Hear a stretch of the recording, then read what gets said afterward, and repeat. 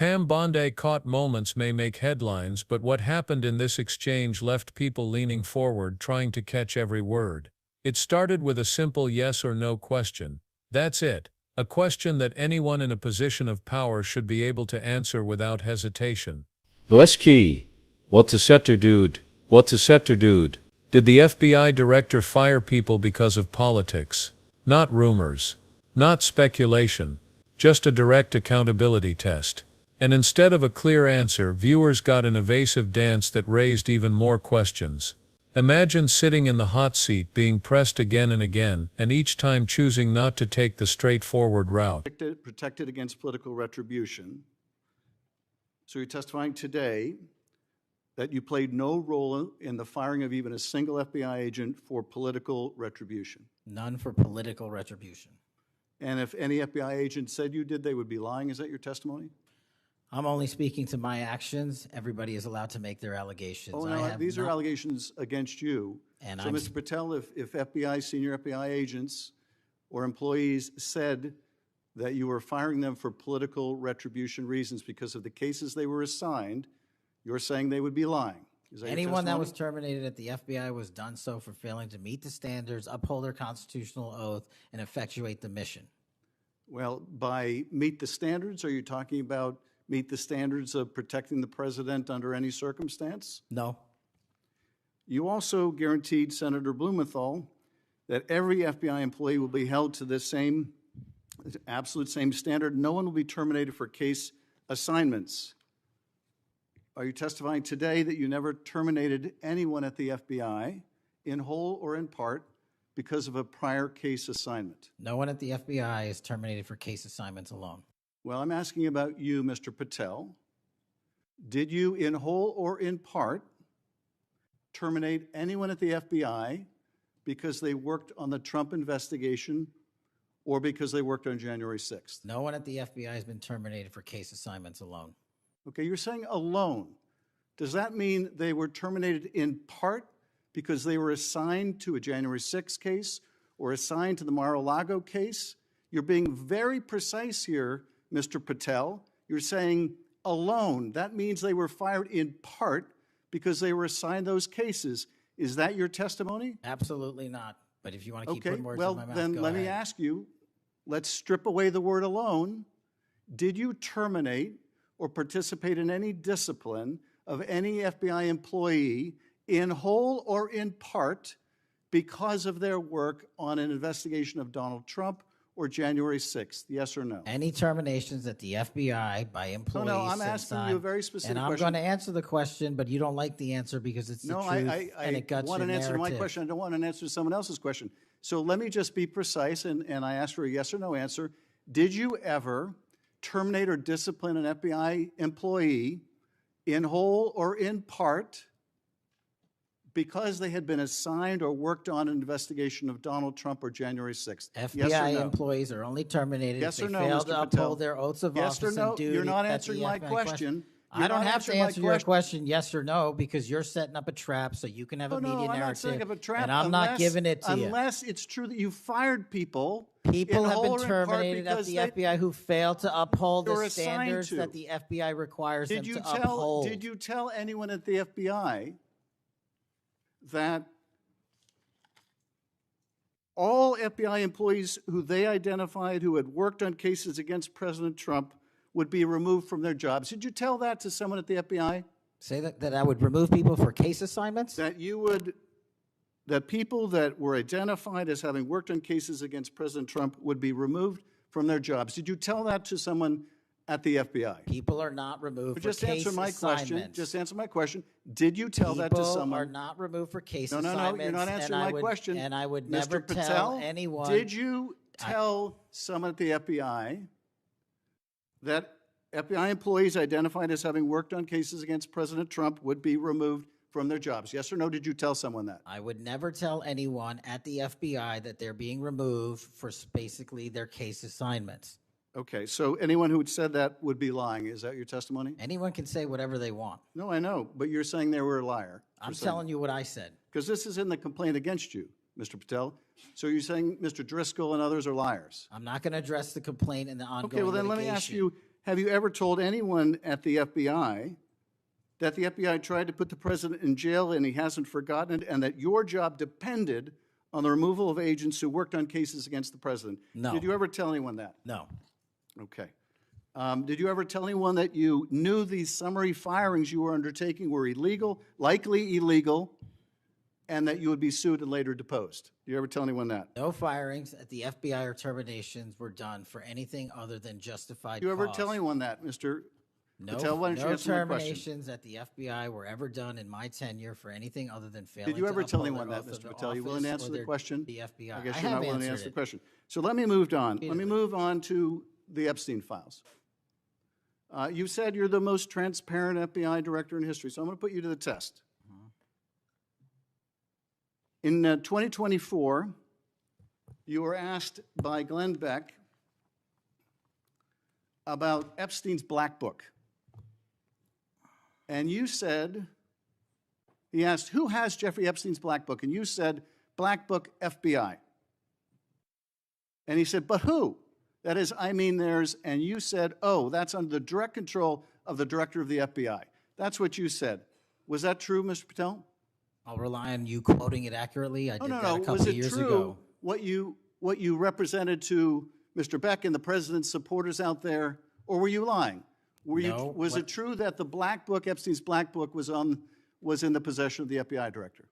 The Black Book was in the possession of the FBI. Okay, so now that you're the FBI director, you have possession of the Black Book, right? That index has been released. So you have Jeffrey Epstein's Black Book? What is known as Jeffrey Epstein's Black Book has been released by us. And you released it. And let me follow up on Senator Kennedy's question, because he asked you, and I'll be very precise here.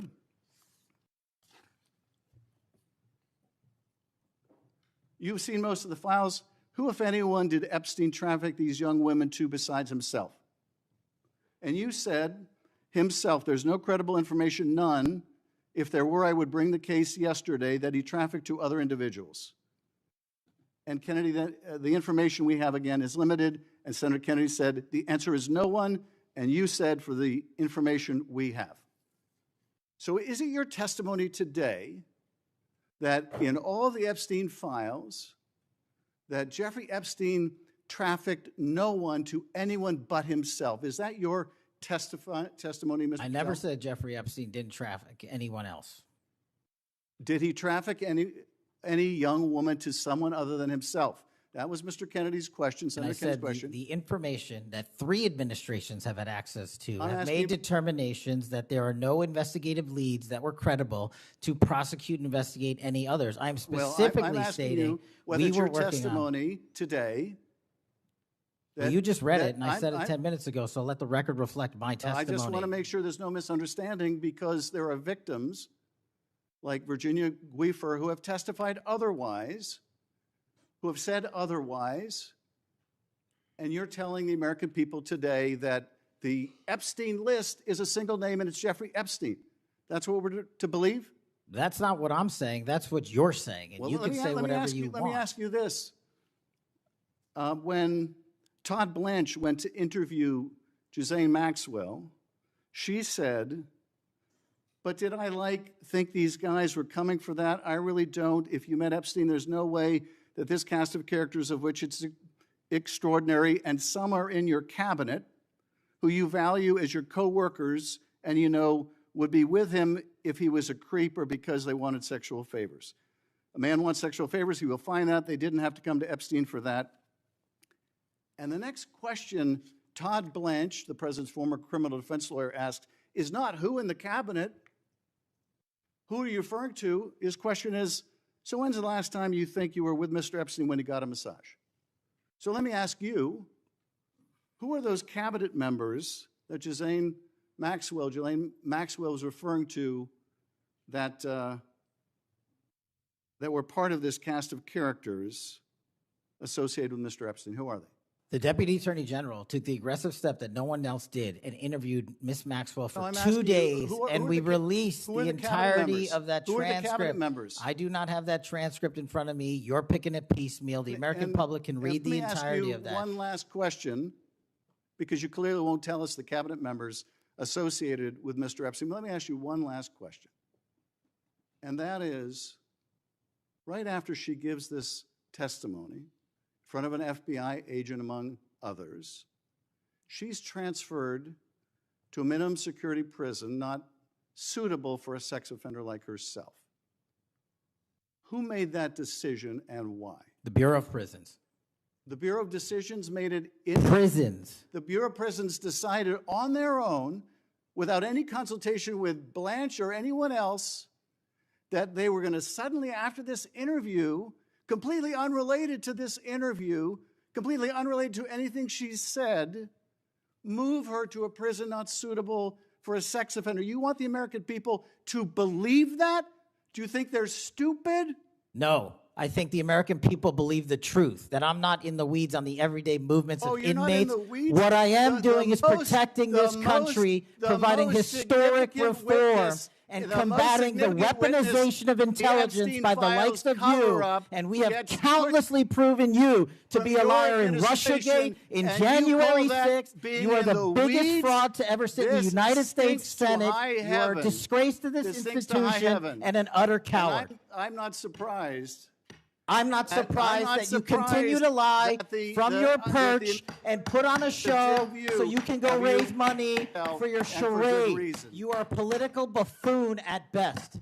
Well, you can take an internet troll. Take it to the bank that the FBI is protecting this country and the state and citizens of the California. We are bringing historic reform. Point of order. But all you care about is a child sex predator that was prosecuted by a prior administration, and the Obama Justice Department and the Biden Justice Department did squat. And what did President Trump do? Bring new charges courageously. And what have we done? Chairman, you said I'm the most control of this transparent situation. FBI director in history. 33,000 pages of information to you. I challenge you to say anything credibly to the truth. Go ahead and run to the cameras where you want to go now. Both of you be quiet. That's exactly what happened here, and it matters far more than a viral clip. This is about whether law enforcement stays neutral or becomes a weapon in partisan battles. The questioning opened like a trapdoor. Did you in whole or in part terminate anyone at the FBI because they worked on an investigation tied to the former president or January 6th? Simple, straightforward. But the answer was carefully couched. No one had ever been terminated for case assignments alone. That single word alone shifted the entire conversation, because if you need to add that qualifier, what does it suggest? The lawmaker immediately pounced on it. Alone. So maybe they were fired in part because of those cases. Maybe other reasons were tacked on, but wasn't the political casework still part of the story? Suddenly what should have been a clean denial started sounding like a layered-up dodge. That back and forth played out in real time. Each time the director leaned on that word, alone, the senator came back harder. Did you fire them in part? Was this about case assignments? Was this political payback disguised as poor performance? The evasions grew tighter, and the audience could feel it. Something was being avoided. This wasn't just political theater, it was a test of credibility. Because if you've promised to run a neutral FBI to protect agents from retaliation, why can't you just say no, without caveats? Why hedge when the public needs clarity? It wasn't the first time those promises were on the table. During the confirmation hearing, Patel assured Senators Coons and Blumenthal that no political retribution would ever occur under his watch, that every FBI employee would be held to the same standards, that no one would lose their job because of the cases they worked. Those commitments weren't vague, they were direct, made in front of the Senate, meant to reassure a wary nation. Fast forward to this hearing, and those same senators and others wanted to know, were those promises kept? And the answers they got were anything but direct. The tension in the room kept building. Schiff wanted just one thing, accountability in the simplest form. Yes or no, not explanations, not long-winded justifications, just clarity. Because law enforcement isn't supposed to play favorites. Agents shouldn't fear for their jobs because they worked on an unpopular case. If that principle cracks, trust in the entire system collapses. That's why a single yes or no mattered so much. And the refusal to give it became louder than any shouted accusation. When Patel kept circling back to phrases like people are only terminated for failing to uphold their oath, or no one was removed for case assignments alone, It gave the impression of a carefully rehearsed line, legally safe perhaps, politically cautious, definitely. But clarity? None. The audience didn't need a slogan, they needed assurance. Instead what they got was language that avoided locking him down, avoided perjury, but also avoided trust. And in that avoidance the suspicion grew. If it really were a clean record, why not just say it? Think about why this matters. Federal law enforcement isn't just another agency, its credibility is its currency. If the perception takes hold that agents can be sidelined or fired because they probed the wrong politician, every future investigation becomes suspect. Imagine a young agent deciding whether to push forward on a sensitive lead. If they think their career might be destroyed for doing their job, what choice do they make? Some will step back, some will self-censor, some will quietly leave, and in that chilling effect, corruption thrives. That's why the line of questioning hit so hard. It wasn't about one firing or one director, it was about the future of impartial justice. There are legal structures meant to prevent this. Whistleblower protections, merit system rules, inspector general oversight. But laws and rules only matter if leaders follow them, and if oversight enforces them. Schiff made it clear this wasn't about theater. It was about whether those protections still function. Because if terminations are happening behind closed doors, justified under vague failure to uphold standards, language the only way to uncover the truth is through oversight tools, subpoenas, depositions, document reviews. Without transparency, slogans about neutrality ring hollow. And then comes the human cost. These aren't faceless bureaucrats. They're agents who risk their lives. They're investigators who dive into extremist threats, organized crime, cyber warfare. If they start to believe they'll be punished for touching politically sensitive cases, they hesitate. Victims waiting for justice wait longer. Communities facing violent crime lose trust. The chilling effect isn't abstract, it lands on real families, real neighborhoods, real threats. That's why this mattered more than a sparring match on Capitol Hill. It cut to the core of whether justice can function without fear. Schiff's persistence revealed something else too. His approach wasn't about scoring a viral gotcha. He didn't need a dramatic outburst. He needed clarity. By stripping the question down to its bones, yes or no, he forced viewers to see the evasions for what they were. Each repetition made the gap clearer. Each refusal made the absence of a straight answer louder. And that in itself became the story. It's not just what was said, it's what wasn't. Where does that leave things? Likely in the hands of inspectors general, oversight committees, and perhaps whistleblowers willing to come forward. Congress has tools, but they're only as effective as the will to use them. Classified reviews can be arranged. Personnel files can be subpoenaed. Court orders can be challenged when the public interest is strong enough. The law doesn't give blanket shields to hide misconduct. But all of that depends on persistence, and hearings like this are how persistence begins. This hearing also spotlighted the double-bind director's face. Speak too openly, and you expose the Bureau to lawsuits or admissions that spark political firestorms. Stay too evasive, and you erode trust. Patel leaned hard toward caution, but in doing so, fed the very perception he hoped to avoid. It's a classic Washington dilemma. The safest legal answer often looks like the least trustworthy political one. And in oversight, optics matter almost as much as facts. The larger truth is this: accountability doesn't stop at the slogan. Saying no one was fired for case assignments alone doesn't answer the question. It leaves the door wide open. Oversight isn't satisfied by half phrases. It demands documentation, clear standards, timelines, and independent review. Anything less isn't oversight, it's performance.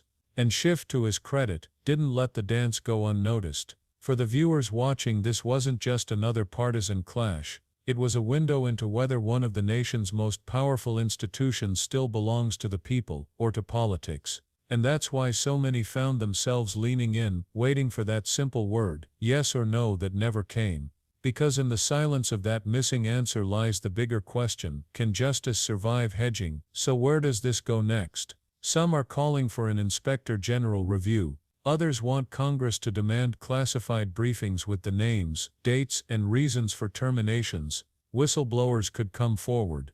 Lawsuits could surface more documents. None of that is quick, and none of it guarantees answers. But what's clear is this: the hearing put the issue on record. It drew the line, and now it's up to oversight to cross it.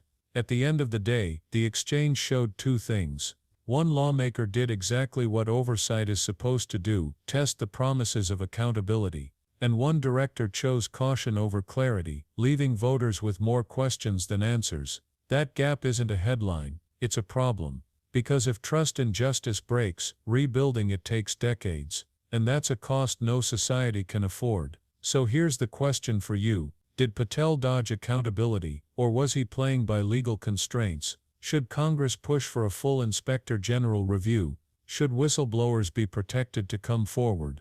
Drop your thoughts below. I read every single one because this channel isn't just about headlines, it's about digging into the truth behind them. And if you want to keep following these hearings, these legal battles, and these deep dives that explain the mechanics behind the headlines, make sure you like this video, subscribe and hit the bell. That way we can keep breaking it down together.